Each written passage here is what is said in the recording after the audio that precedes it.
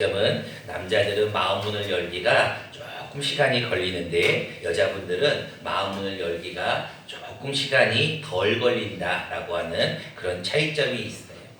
저도 물론 많은 이렇게 설교를 이렇게 해보면은 여자분들은 잘 웃으셔요. 잘 호응도 해주시고 남자분들은 무뚝뚝하게 잘 반응을 안 하시는 게 좀 그런 모습이 있습니다. 중요한 것은 여러분들, 여자분들은 잘 웃으시고 잘 반응하시고 무엇보다 마음 문을 잘 여는 그 특성을 여러분들 더 잘 살리셔서 하나님 앞에 더 영광 돌리는 저와 여러분 되었으면 좋겠습니다. 오늘은 그 마음의 문을 연 루디아라는 여인에 대한 이야기를 좀 하려고 합니다. 루디아가 먼저 말씀을 듣기까지 배경에 대해서 오늘 6절부터 쭉 성경이 기록하고 있습니다. 6절은 이렇게 시작하고 있어요. 성령이 아시아에서 말씀을 전하지 못하게 하셨다라고 기록이 되어 있어요. 여러분, 그 당시에 사도 바울이 이 복음을 증거할 때 여러분들이 이스라엘이라는 나라도 사실은 소아시아에 속해 있어요.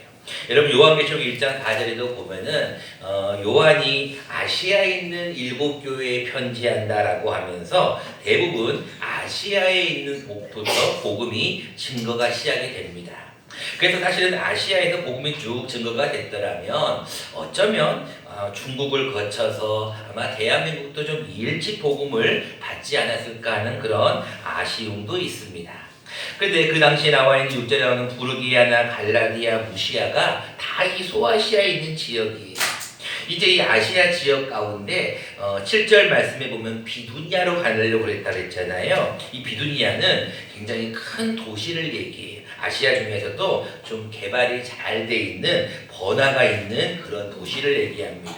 그쪽에 가서 복음을 열심히 증거해야지. 예수를 믿는 사람들이 많을 거니까 거기 가서 복음을 증거해야지. 사람들이 많으니까 전도도 열심히 해야지라고 생각을 하였어요. 그런데 역시 7절에 보니까 누가 허락하지 않았다고요? 예수의 영이 허락하지 않아요. 여러분, 우리가 다 그렇습니다. 아무리 내가 어떤 일을 하려고 해도 예수의 영이 가라, 그래서 가는 거지. 예수의 영이 허락하지 않으면 갈 수가 없는 거예요. 그래서 이제 어디를 가느냐? 이번에는 8절에 보니까 무시아를 지나 드로아로 갔다. 비두니아라는 곳을 가지 않고 드로아로 갔는데, 이 드로아는 비두니에서 한 동북쪽으로 조금 넘어가는 약간 시골 지역이에요. 외곽 지역이에요. 그러니까 하나님은 그들이 바울 일행이 번화가인 도시로 가서 복음을 증거하는 것보다 드로아로 가라라고 얘기를 해요. 그래서 그 말씀의 명령에 순종하고 드로아로 내려갑니다. 이제 드로아라는 지역에 가서 복음을 증거하려고 하는데 9절 말씀에 밤에 이상한 일이 하나가 발생합니다. 어떤 일이 발생합니까? 바울이 환상을 봐요. 뭔 환상을 보냐면 마게도냐 사람 한 명이 와가지고 그에게 청합니다. 뭐라고 청하느냐? 마게도냐로 건너와서 우리를 좀 도와달라라고 그 마게도냐 사람이 청하는 환상을 보게 돼요. 이게 여러분 바울이 꿈인지 정말로 하나님 주신 환상인지를 몰랐어요. 그래서 어떻게 할까라고 보았는데 10절 맨 끝에 보니까 이런 말씀이 있어요. 이는 하나님이 저 사람들에게 복음을 전하라고 우리를 부르신 줄로 인정하였어요. 하나님이 저쪽으로 가라라고 인정하니까 이제 그들이 마게도냐로 떠나기를 힘썼다라고 기록해요. 마게도냐가 어디냐면 유럽입니다. 그러니까 이 복음이 이 소아시아에서 출발해서 그냥 아시아 쪽으로 쭉 넘어갔을 법도 하는데 여기서부터 이제 복음이 싹 갈라지게 돼요. 그 유럽으로 이제 복음이 넘어가게 됩니다. 그 유럽이 바로 이 마게도냐 지역이에요. 이 마게도냐 지역의 첫 번째 성이 어딘고 하니 12절에 보니까 뭐라고 나와 있어요? 거기서 빌립보에 이르니라고 기록하고 있어요. 이 빌립보는 마게도냐 지방의 첫 성이며 로마의 식민지다라고 기록하고 있어요. 그러니까 지금 이 마게도냐, 즉 유럽 지역에 있는 빌립보에 있는 한 여자인 루디아를 만나기 위해서 성령님은 바울을 여러 군데를 가려고 하는 것을 다 막으셨다는 거예요. 계속 아시아로 가려고 하는 걸 막으셨고, 도시로 가려고 하는 걸 막으셨고, 그리고 나서 시골로 가서 거기서 복음을 증거하려고 했더니 거기서도 막으시고, 결국은 마게도냐로 하나님이 그곳으로 인도하시는 거예요.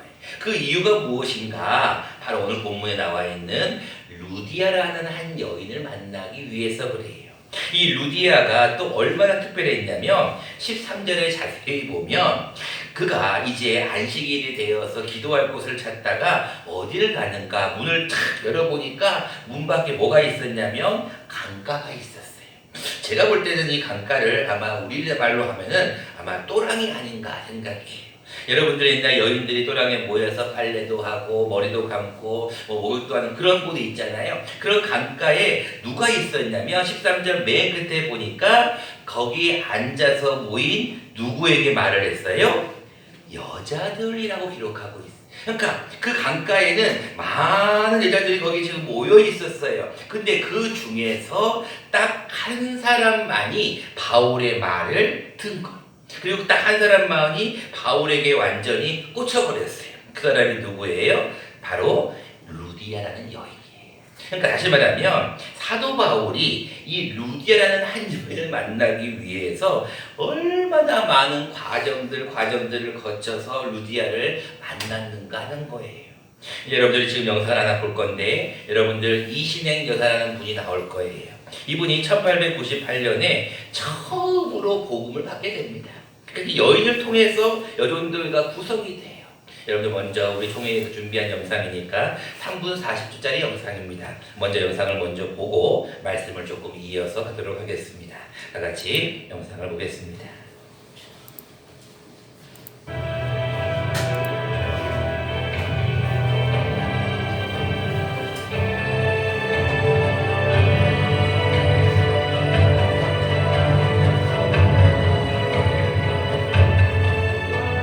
1890년대 평양, 조선의 한 여인은 아들이 가져온 전도지를 받고 교회를 찾아간다. 그곳에서 복음을 듣고 새 생명을 얻게 된 이신행 여사. 그녀는 세례를 받고 전도를 위해 다른 여성들을 모으는데 그것이 바로 여전도회의 시작이다.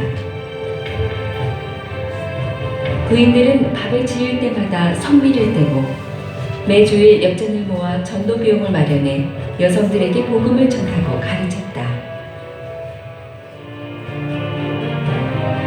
일제 강점기, 나라 잃은 백성들의 절망을 위로하며 독립운동에 참여했던 조선의 교회들, 그리고 그 교회의 조력자였던 여성들.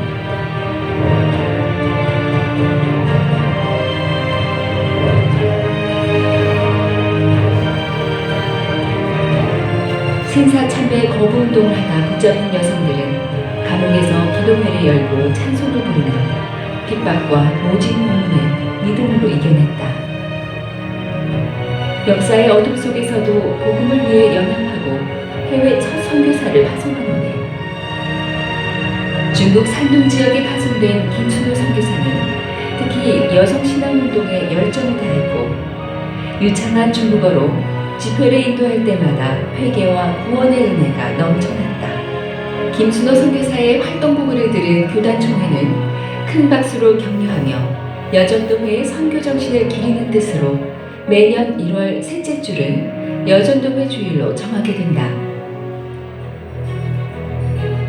7, 80년대 한국교회 부흥과 더불어 여전도회는 선교센터 건립을 추진하게 된다. 마크 선교사의 땅을 기증받은 후 전국 여전도 회원들의 뜨거운 기도와 헌신으로 세워진 여전도회와 여전도회는 1931년 중국에 선교사를 파송한 이래 지속적으로 세계 곳곳에 선교사를 파송하고 후원해왔다.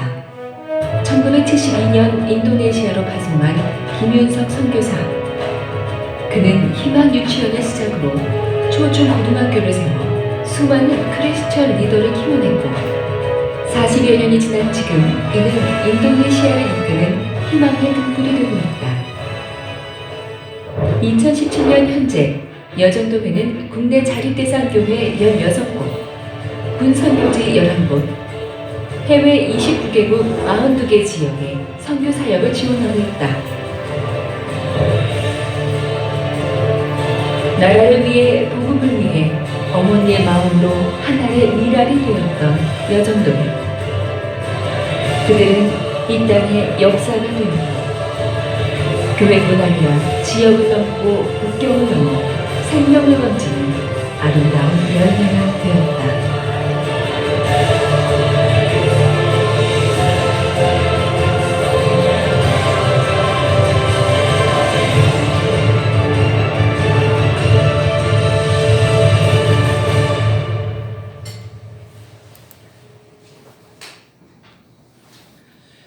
어떻게 잘 보셨나요?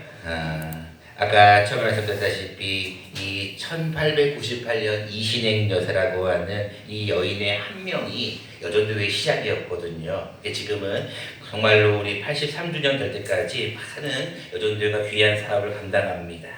오늘 본문에도 그 이신행 여사와 같은 한 명의 여인이 나오는데 그 여인이 바로 누구냐? 루디아라는 여인입니다.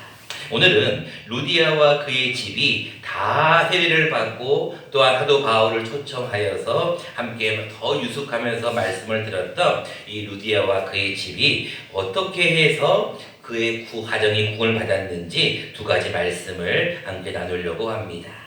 첫 번째입니다. 이 루디아와 그의 집이 말씀을 잘 듣고 구원을 받았던 가장 큰 이유는 이 루디아의 마음의 문이 열렸기 때문에 그래요.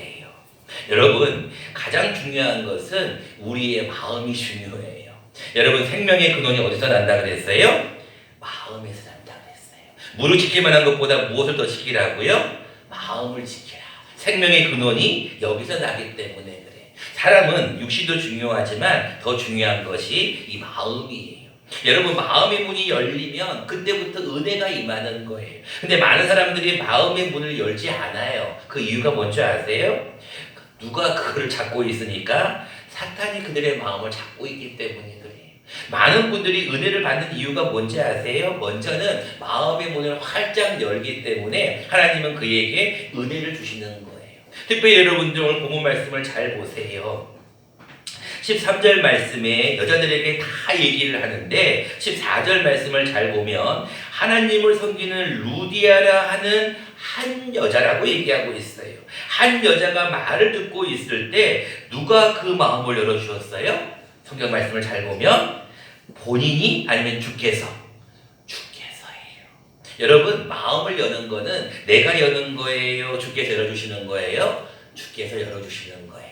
여러분, 마음을 열기 위해서 뭐를 해야 될까요? 그러면은 주님, 내 마음에 들어오셔서 내 마음을 열어주십시오 라고 기도해야 돼. 근데 그게 무엇으로 가능할까요? 바로 말씀밖에 없어요. 말씀이 떨어지면 그 사람의 마음 문이 열리게 되어 있어요. 근데 많은 사람들이 말씀이 떨어져도 열리지 않는 이유가 뭔지 아세요? 그게 마태복음에 분명히 말씀하고 있어요. 여러분들의 마음이 길가와 같다. 여러분들의 마음이 가시떨기와 같다. 여러분들의 마음이 돌짝밭과 같다는 거예요. 여러분, 아무리 좋은 씨앗을 떨어뜨려 봐요. 아무리 좋은 말씀이 떨어져 봐요. 마음 문을 꽝 닫아보고 있어 봐요. 여러분들 길가와 같이 돌짝밭과 같이 가시밭 그렇게 말씀을 받아봐요. 절대로 열매를 못 맺습니다. 그런데 여러분, 말씀이 떨어질 때 우리의 마음이 옥토가 되면 그때부터는 분명히 그 씨앗이 싹을 맺고 자라게 되어 있어요. 왜 그런 줄 아세요? 그 이유가 히브리서 4장 12절 말씀에 있습니다.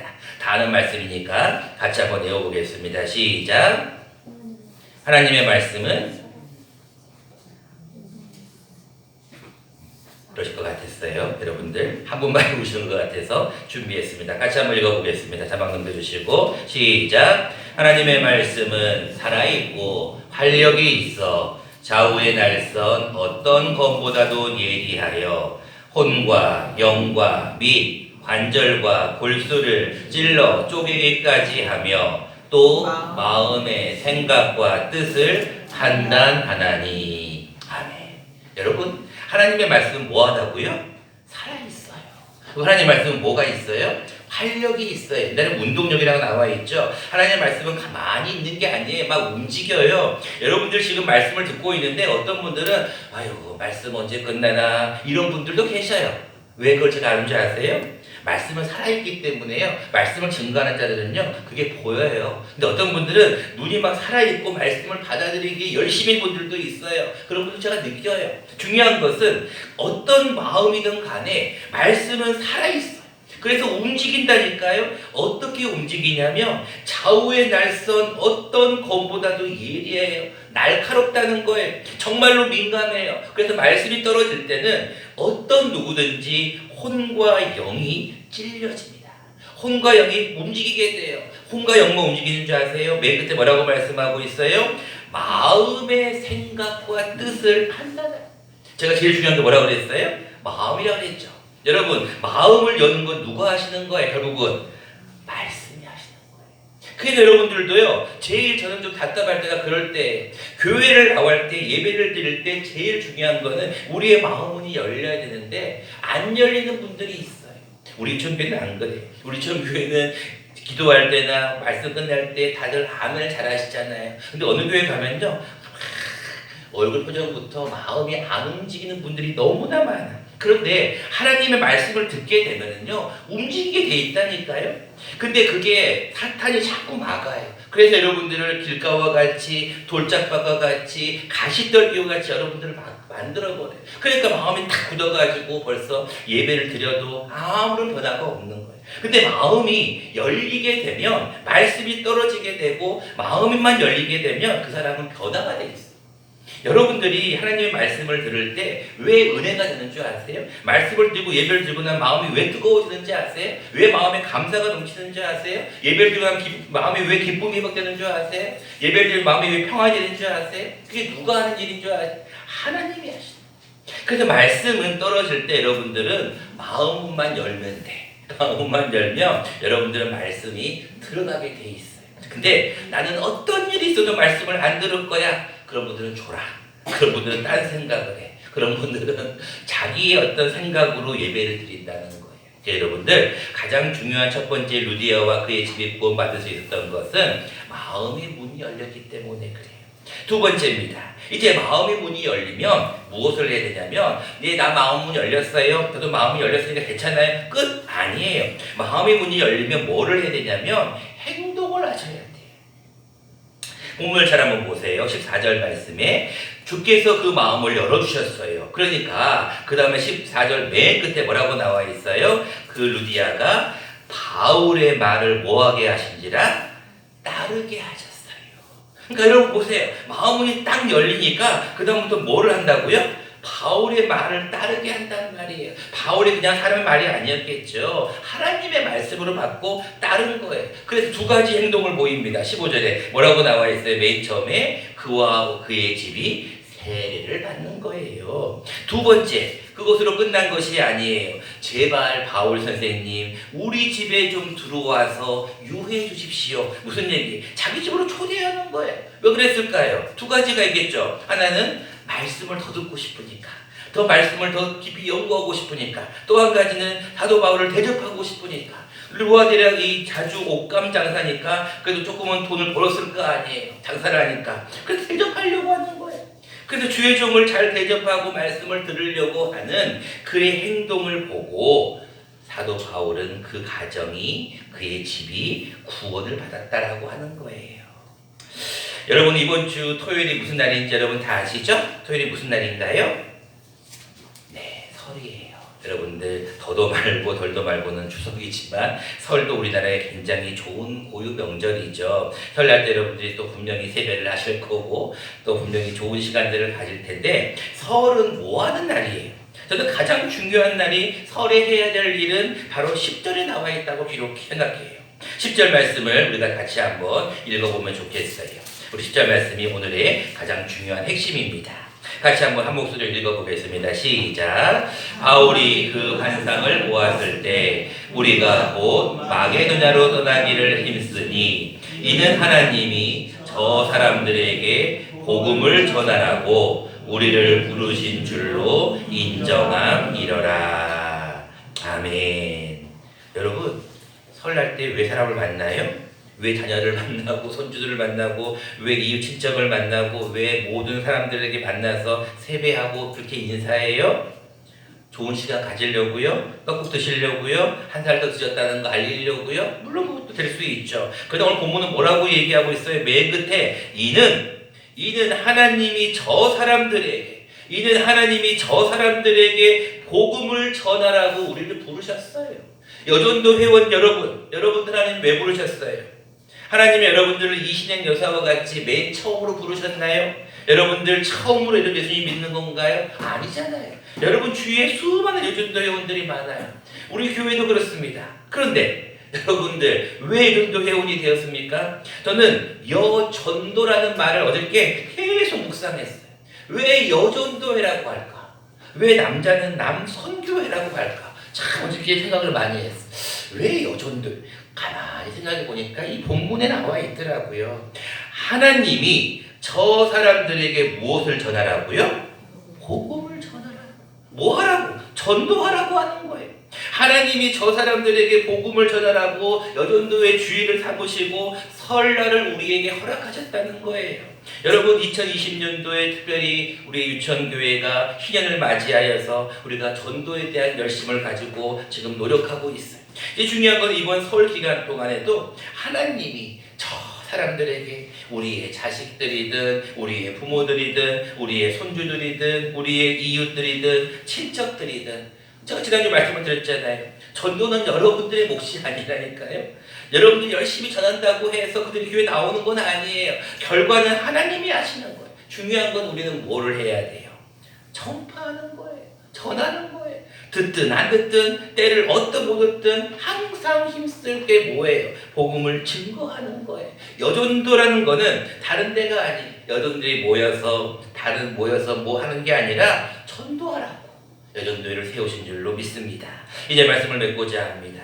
하나님은 2020년도 연도의 주일을 맞이해 다시 한번 여러분들에게 부탁합니다. 특별히 여성분들에게 부탁합니다. 여성분들 마음 문을 잘 여시는 그런 좋은 은사를 하나님이 주셨어요. 그 좋은 달란트를 가지고 많은 분들에게 다가가세요. 남자들은 사실 좀 다가가기가 좀 쭈삣쭈삣한 게 많거든요. 또 남자들은 자존심이 있어가지고 이게 쉽게 마음문도 안 열려요. 근데 여자분들은 어때요? 쉽게 다가갈 수 있잖아요. 여자분들은 가서 좀 부드럽게 다가갈 수가 있잖아요. 무슨 얘기예요? 복음을 전하기에 용이한 조건이 있다는 거예요. 이번 여러분 설 명절 기간 특별히 이 한 주간 살아가시면서 여성분들 특별히 복음을 전하는 이 사역 잘 감당하시는 저와 여러분 되시기를 간절히 축원합니다.